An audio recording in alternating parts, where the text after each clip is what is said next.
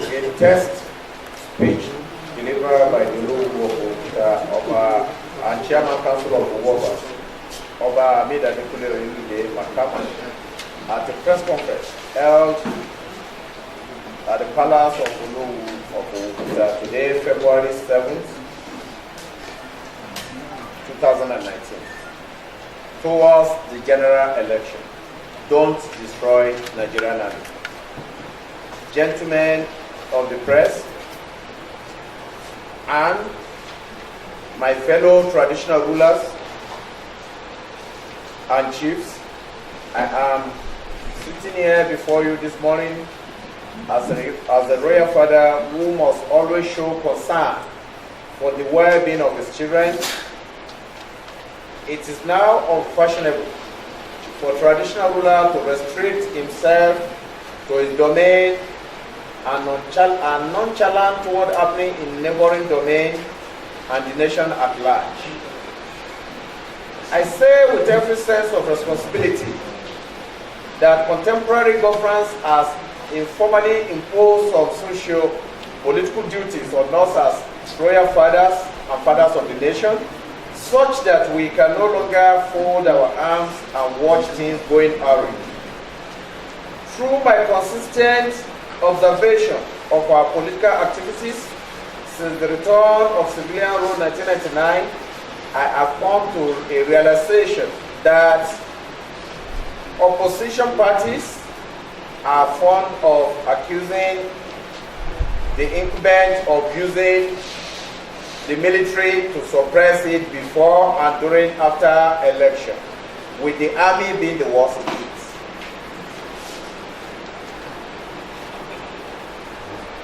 There is no doubt that this development is unhealthy for our nascent and growing democracy and nation building. It is noteworthy that it creates unnecessary tension in the polity, just as it also reduced the military to a dispensable tool in the hand of political class. However, my findings and findings of my fellow traditional rulers and colleagues,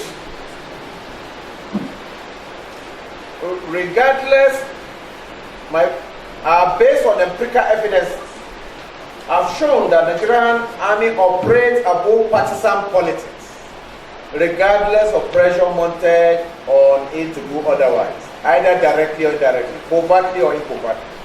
Based on my status as traditional ruler who must always be seen as the father of the nation, I will not go into the specifics on different pressure allegedly mounted on the military, especially the army, but which military persistently resisted.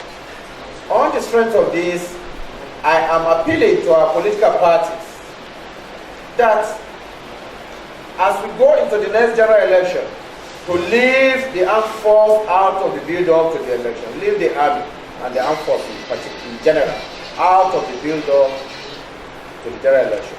Without any fear of contradiction,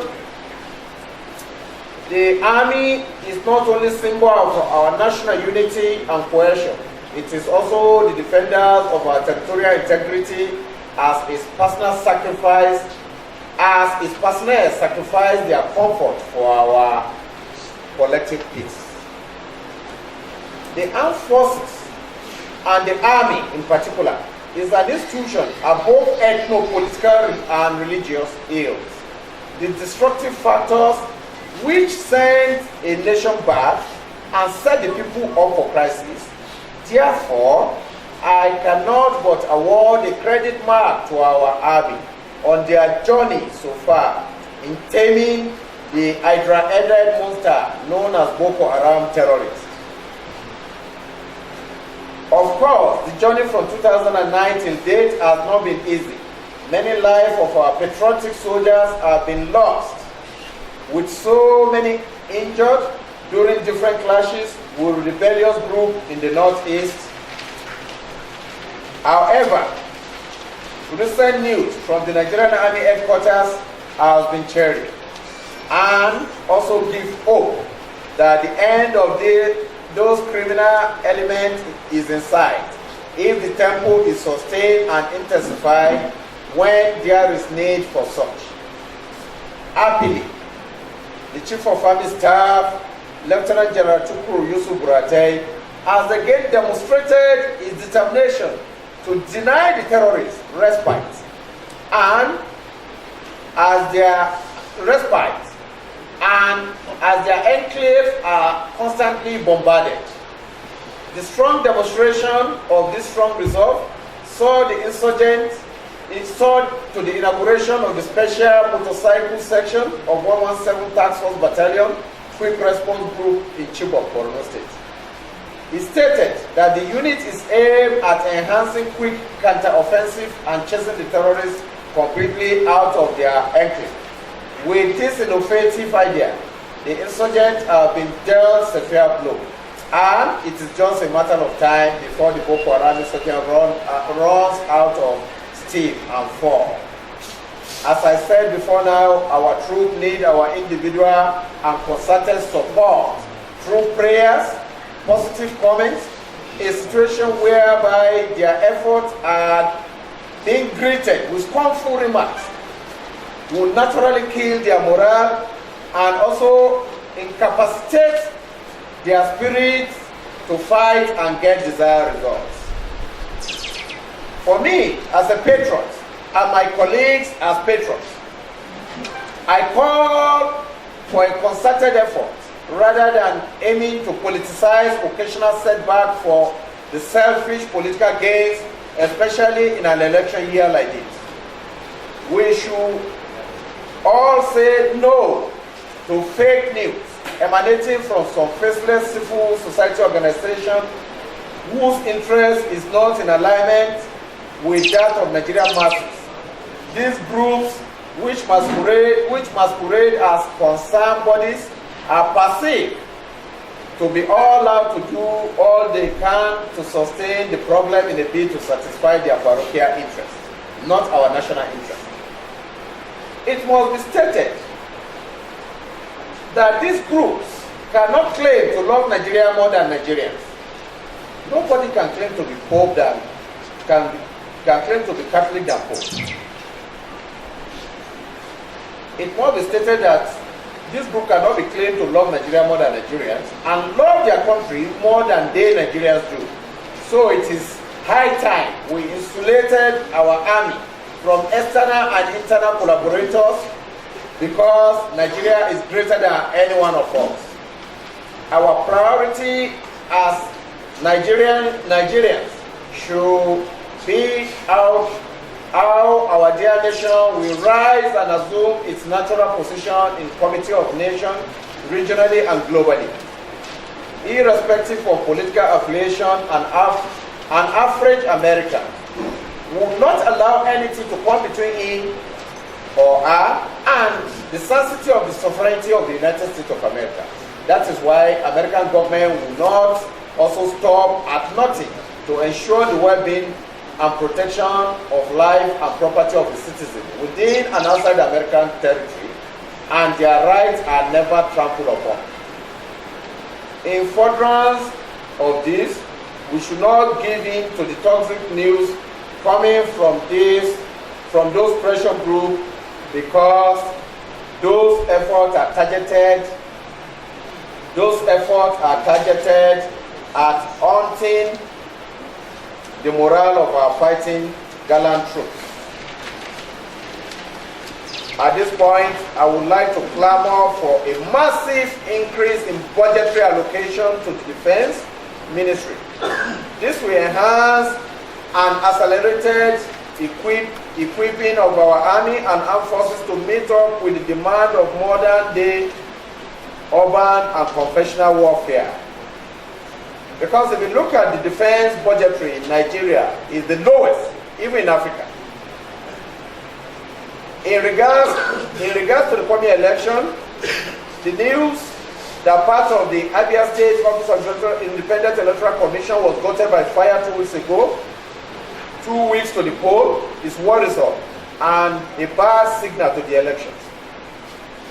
Despite the fact that Resident Electoral Commissioner Obo Efanga promptly made some clarification on the incident, claiming the fire was caused by electoral faults, some unpatriotic elements insisted it is not unconnected with the ongoing preparation for the general election.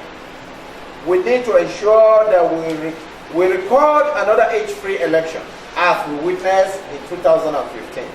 We should also appreciate the opportunity which democracy offers us, which is our return to the poll every 4 years to choose the rightful candidates that deserve our trust.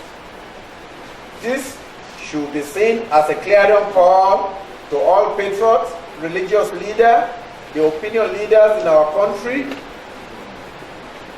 to call to various candidates that they should not make election a do-or-die affair. They should never be unmindful that a loser today will be a loser today will win at the next dispensation, and vice versa. This mindset aids growth and development in every nation.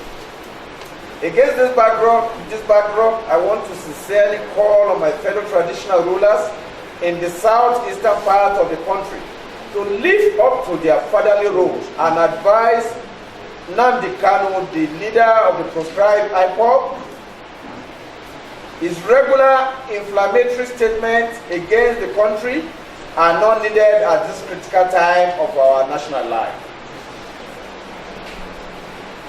Our royal fathers in the issue let him see reason. His call for boycott of the election as a huge disservice to the people of the southeastern region and an effort to provoke the state and subsequently disenfranchise the people of the southeast from participating in who govern them. I am genuinely optimistic that the southeast elders know better and will not indulge in any such excessive statement from any quarters. Kanu is a prince from the east, is our son, is a Nigerian, and we want our leaders, the opinion leaders, the traditional ruler from the southeast, to appeal to him. Let him see reason. Boycott is not necessary at this point in time. He should participate. We are reaching out to them, we have been dialoguing with them, and we are even moving. After this press conference, we are going to engage them in the East. They should not be disenfranchised, and they should not toy or dare the strength of our army. We have realized that Nigeria belongs to all of us. Nigeria is older than most of us, and Nigeria will still outlive most of us. The best we should individually and collectively do is to contribute to our quarters in living Nigeria better than we met it. We have no other country than Nigeria. We should not destroy our Nigerian army. Our Nigerian army neither know the PDP nor the APC or any political party nor the Christian or Muslim, but they only know one language, which is Nigeria. We should please maintain our national pride, which is our army. And we have been seeing a lot of, we as a traditional ruler and opinion leaders, we have absolute confidence in the leadership of our army as it is now. In the present circumstances, they find themselves, we think they have done excellently well. We want all our colleagues, the traditional ruler in the Northeast, to join hands with the Borno state government and the Shehu of Borno. They should replicate similar thing that happened in Maiduguri last week. Borno State inaugurated over 2,000 local hunters. They integrated them into a scheme in collaboration with the Nigerian Army to battle Boko Haram, similar to the civilian JTF we have in the past. I think other states in the Northeast could take you from that. We are getting near there. Our army deserves your support, and any attempt to destroy our army will be resisted by we, the owner of the nation. PDP neither own the nation, APC neither own the nation. The nation does not belong to APC, it does not belong to PDP, it belongs to all of us, you and me. The nation will outlive the two big political parties. We should seek for harmony and unity of Nigeria, and the defender of our integrity, our armed forces. Nigerian Army, to be specific, we should protect and preserve our Nigerian armed forces. Let's insulate them from the hazard of politics. Thank you, ladies and gentlemen. You are welcome once again. God bless Nigerian Army. God bless Nigeria.